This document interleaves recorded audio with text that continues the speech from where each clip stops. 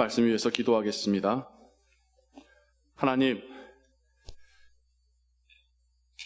하나님께서 사도 바울을 통하여 주시는 말씀, 이 시간 성령께서 우리 안에서 그 말씀을 듣게 하시고 깨닫게 하시고 또 그 말씀에 순종케 하시기를 원합니다.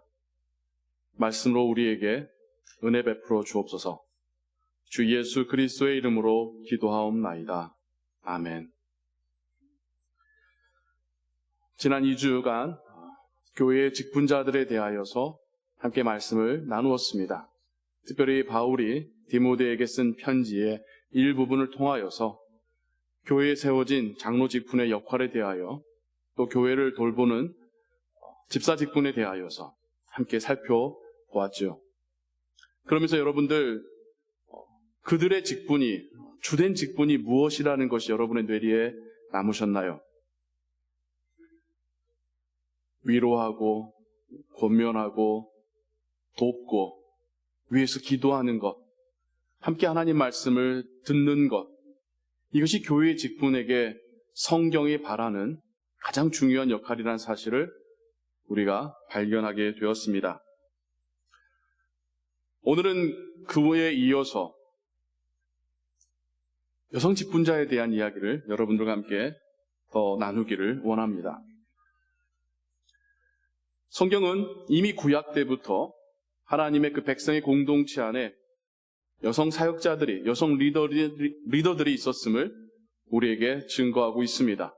대표적으로 모세의 누이인 미리암, 그리고 여선지자였었던 드보라는 하나님께서 그 큰 민족을 이끄시는 데에 쓰임받는 도구였고 하나님의 뜻을 전하는 그 계시의 전달자였습니다. 신약에 와서는 더 많은 여성들의 이름을 우리가 성경에서 발견하게 됩니다. 예수님께서도 예수님의 제자들 가운데 여자가 있었음을 우리가 성경을 통해 봅니다. 우린 예수님의 제자라고 하면 12명에 많이 집착을 합니다. 하지만 성경은요, 예수님과 함께 다니며 예수님을 봉양했었던 여성들의 이름을 제자로 칭하고 있고 때로는 12명이 아닌 70명을 예수님의 제자였다라고 말하기도 하고 예수님이 승천하실 때는 모였었던 500명을 예수님의 제자로 칭하기도 합니다. 그리고 그들 가운데서는 여성도 있었습니다. 신약에 가서는 교회의 탄생과 복음의 전파에 있어서 여성들의 역할은 또한 매우 중요했었습니다. 그 이름들 가운데 여러 이름이 있지만 대표적으로 유럽의 첫 교회였었던 그 빌립보 교회의 시작은 루디아의 집에서 시작되었습니다. 그녀의 남편의 이름이 등장하지가 않아요. 남편이 없어서일지 아니면 그녀의 역할이 그만큼 중요했었을지 우리가 알 수는 없으나 그 교회의 시작이 루디아의 가정이었음을, 그리고 후에 또 우리가 지난 2달간 보았듯이 빌립보 교회를 쓴 편지 가운데서도 유오디아와 순두계라고 하는 두 여성의 이름을 특별히 거론하면서 그들이 리더로서 교회를 섬겼다라는 것을 충분히 우리로 하여금 짐작해 합니다. 초대교회가 시작되었었던 마가의 다락방, 그 마가의 다락방을 제공했었던 사람은 마가의 어머니였었습니다. 초대교회의 여성 리더였던 것으로 학자들은 똑같이 생각하고 있습니다.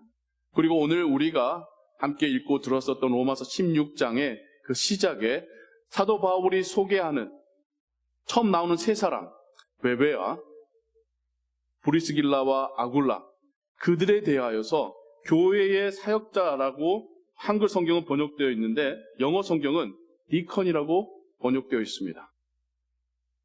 교회를 돌보고 교회와 함께 일했었던 집사의 직분으로 그들을 부르고 있습니다.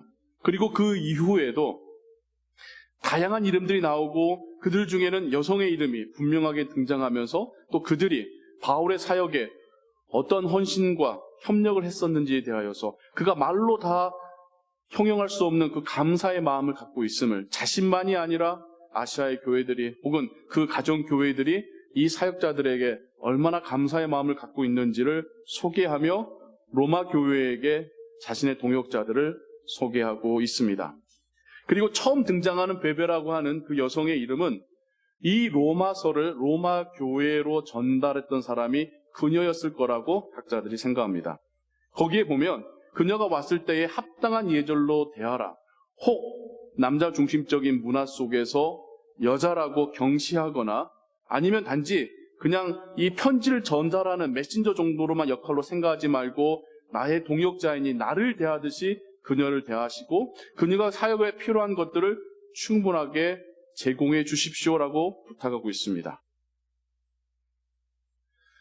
사도 바울의 사역 가운데 여성 동역자들의 역할은 정말 중요하다고 할 수 있습니다. 그들이 없었다고 한다면 사울이 그 사역들을 다 감당할 수 있었을까라고 하는 생각도 하게 됩니다. 그리고 사울은 갈라디아서 3장 28절에서 여러분들에게 유대인이나 이방인이나 종이나 자유자나 남성이나 여성이나 모두 그리스도 안에서 하나라고 선언하고 있습니다. 하나라는 뜻은요, 먼저는 같다라는 의미도 있지만 하나의 완벽함을, 완전함을 이루기 위해서는 서로가 필요한 존재라고 하는 의미도 그 안에 내포되어 있습니다. 그리고 우리 교단은 1970년부터 교단 안에서, 교회 안에서 여성 직분자에 대한 논의를 시작을 했었는데요. 이 논의가 몇 년 동안 이어졌는지 여러분 들으신 기억이 있으십니까? 25년이 걸렸습니다. 한 해는 그래, 우리가 여성 직분자들을 환영하고 교회에서 세우자. 다음 해는 남성 직분자만의 사고를 갖고 있는 사람들의 목소리가 너무 크니까 그게 또 뒤집어지고 또 다시 몇 년을 연구한 다음에 성경에 보면 이거는 여성 사역자들에 대해서 이건 막을 이유가 없어. 또 다시 뒤집어지고 그렇게 하기를 25년이 걸려서 1995년도에 비로소 최종적으로 여성 사역자에 대하여서 더 이상 차별의 벽을 두지 않기로 결정하게 됩니다.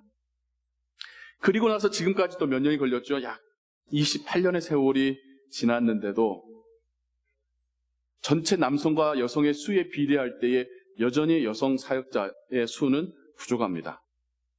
여성 집사님들은 꽤 계셔요. 하지만 여전히 우리 교단 안에 여성 장로님들 많지 않아요. 여성 목회자들에 대해서 문도 열었고 신학교에서도 받습니다. 하지만 여성 목회자와 설교자는 더 적습니다. 신학교에 여성 교수도 있습니다. 하지만 남성 교수에 비하면 여전히 수가 적습니다. 우리 교단마저도 그렇게 성경대로 살자, 성경이 말하는 것이 있으면 우리를 바꾸자라고 하는 교단마저도 이 문화적인 틀 안에서 이걸 바꾸가기가 이렇게 쉽지가 않습니다. 그러면서 매년 총회 때마다 여성 사역자들이 세워진 것에 대해서 기뻐하고 그녀들을 축하하고 또 인커리지하고 있습니다. 한국 교회 안에서 여성 성도님들의 역할을 어떻게 다 말할 수가 있을까요? 제가 남성들을 비하하거나 그분들의 헌신과 노고를 축소하는 건 결코 아닙니다만 남성들만 있었다고 한다면 한국 교회가 이만큼 부흥하고 성장하고 하나님의 나라의 일을 감당할 수 있었을까요? 아니죠. 실제적으로 교인 수 중에 남성과 여성 중에 우리는 거의 비슷하지만 그래도 여성이 좀 더 많습니다. 전체 수를 봐도 여성 신도의 수가 더 많습니다. 그런데 그들을 대표해서 그들의 입장에서 일할 사역자는 왜 턱없이 부족한 것일까요? 문화적으로 남성 중심적인 문화가 여전히 우리에게 있는 것도 있을 테지만 본인들도 자신의 능력이 매우 미비하다라고 생각하는 점에서 앞으로 나서기를 주저하는 것도 있겠죠. 또 사역의 환경 자체가 남성 위주의 혹은 남성적인 방법의 사역이었기 때문에 여성 사역자들이 사역에 참여하려고 해도 자신의 어떤 역량을, 하나님께서 주신 달란트를 발휘하는 데에 많은 제한이 있을 수도 있겠지요.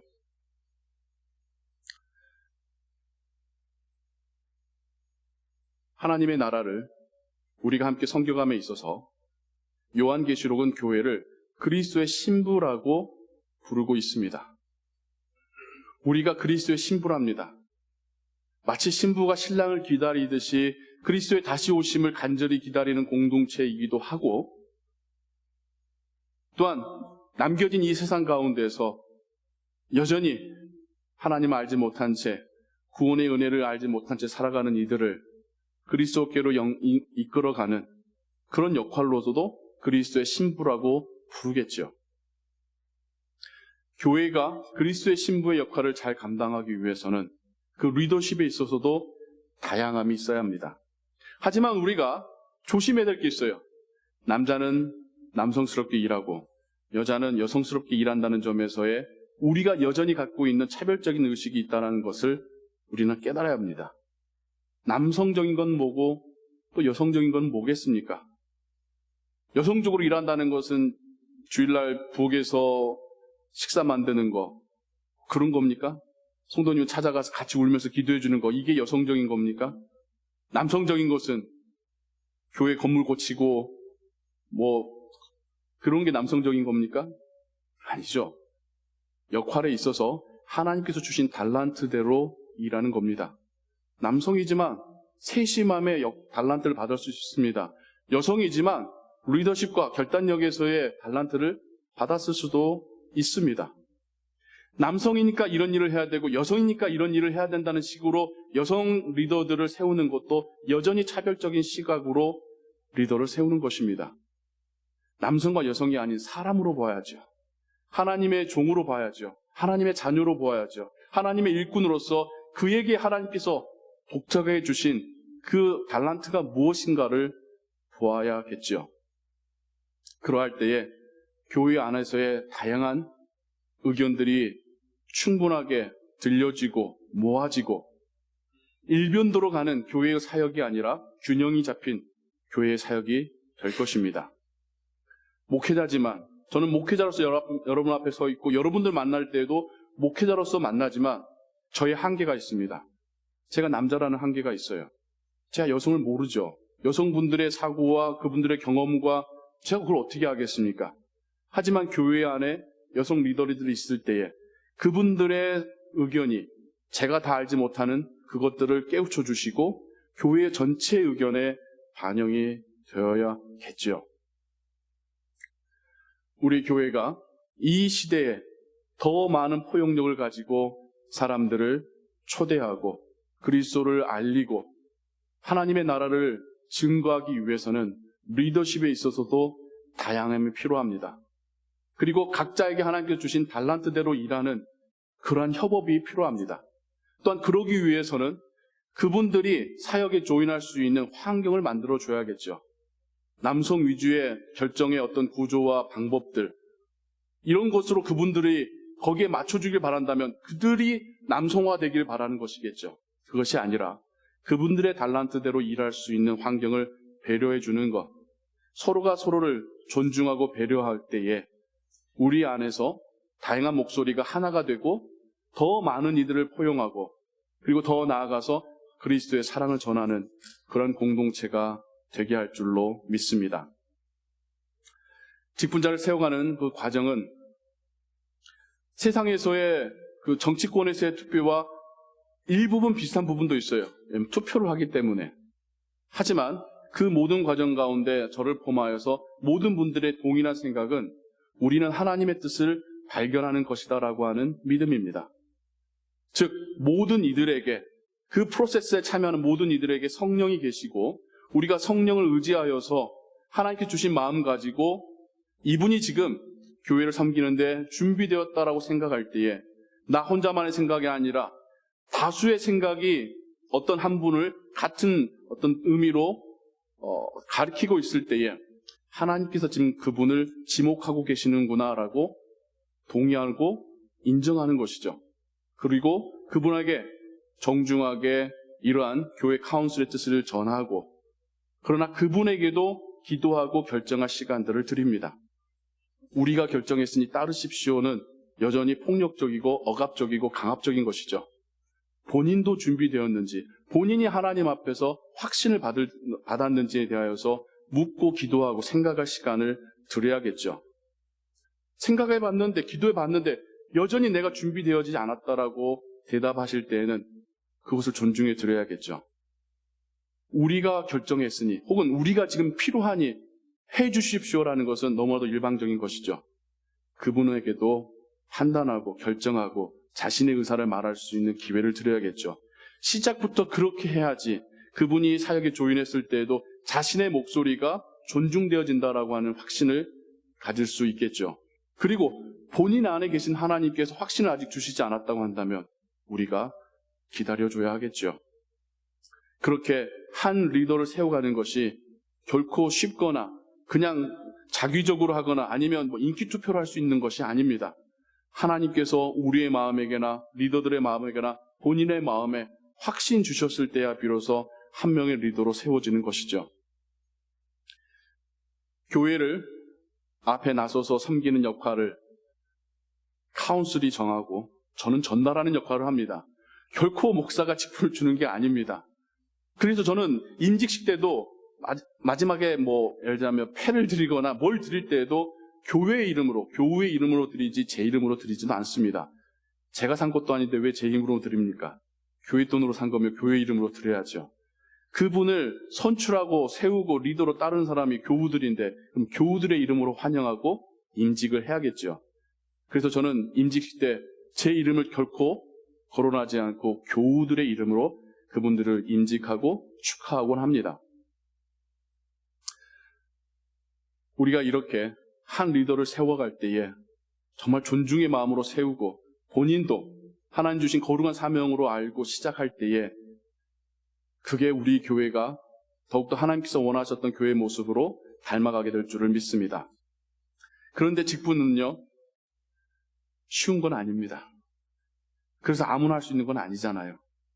분명히 더 많은 시간과 에너지를 쏟아야 합니다. 분명히 더 마음이 때로는 무겁고 때로는 힘든 결정을 해야 될 때도 있습니다. 리더가 됐기 때문에 더 많은 것을 알게 되니까 더 많이 안타까우며 기도하게 될 때도 있습니다. 나도 모르게 내가 더 헌신해야 된다라고 하는 그런 압박을 받을 수도 있습니다. 그런데 그 시간들을 거쳐가면서 주님의 마음을 닮아갑니다. 주님이 교회를 어떻게 사랑하시는지를 함께 깨닫게 됩니다. 종종 듣는 이야기가 굳이 직분이 아니더라도 제가 뒤에서 열심히 섬길게요 라고 하는 이야기를 들어요. 알아요. 직분 안 받고도 열심히 하시는 분들이 있습니다.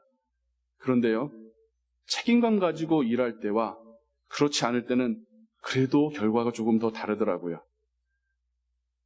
힘든 과정 가운데 하나님께서 더 큰 주신 은혜가 있음을 믿습니다.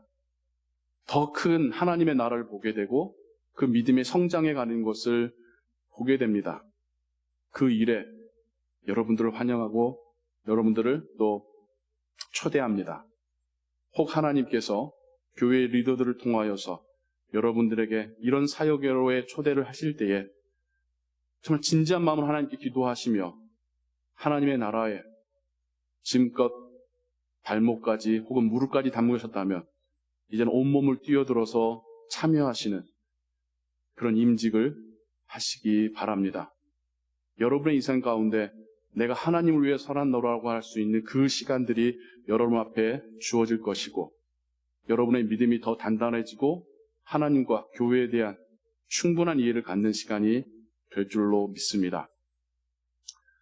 우리 교회 안에서 여러 달란트의 리더들이 세워지고 그분들이 서로 존중하고 합력함으로 교회를 섬길 때에 그분들이 앞장서서 사람들을 위로하고 돕고 구제하는 그런 사역을 해나가는 모습을 보여줄 때에 또 거기 따라가는 성도님들이 함께 도전을 받고 또 함께 교훈을 받으며 신앙이 성장해가는 그런 교회 되기를 소원합니다. 하나님께서 우리 가운데서 계속해서 신실한 일꾼 세우시기를 주님의 이름으로 축복합니다. 기도하겠습니다. 하나님 아버지, 성경에서는 교회는 남녀 구분 없이 다양한 리더들을 통하여서 연령의 많고 적음을 떠나서 하나님을 신실하게 섬기는 그들을 통하여서 하나님의 나라를 선포하였고 영혼들을 구원하였음을 우리에게 말해주고 있습니다. 그리고 오늘날 우리의 시대 속에서도 남녀노소의 구분이 없이 우리가 하나님께 부름받았으며 또한 하나님을 위하여 주의 교회를 위하여 더 적극적으로 섬기고 일할 수 있는 기회가 주어짐을 깨닫습니다. 우리 모두가 하나님의 거룩한 그 소명에 부끄럽고 부족한 자들입니다. 하지만 하나님께 주신 그 마음 가지고 정말 조심스럽게 겸손하게 순종하며 나아갈 때에 성령 하나님께서 우리로 성장케 하시고 더욱더 우리의 믿음이 단단해지게 하시고 또 하나님께서 우리를 통해서 일하심을 보게 하실 줄을 믿습니다.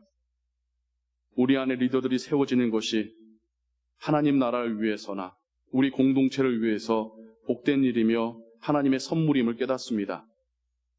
계속해서 우리 가운데서 하나님 나라를 위하여 교회에 위하여 헌신된 일꾼들이 세워져 가게 하시고 그들을 기쁨으로 우리가 함께 세우게 하시고 세워진 리더에 순종하며 또 함께 협력할 수 있는 우리 교회가 되게 하여 주옵소서.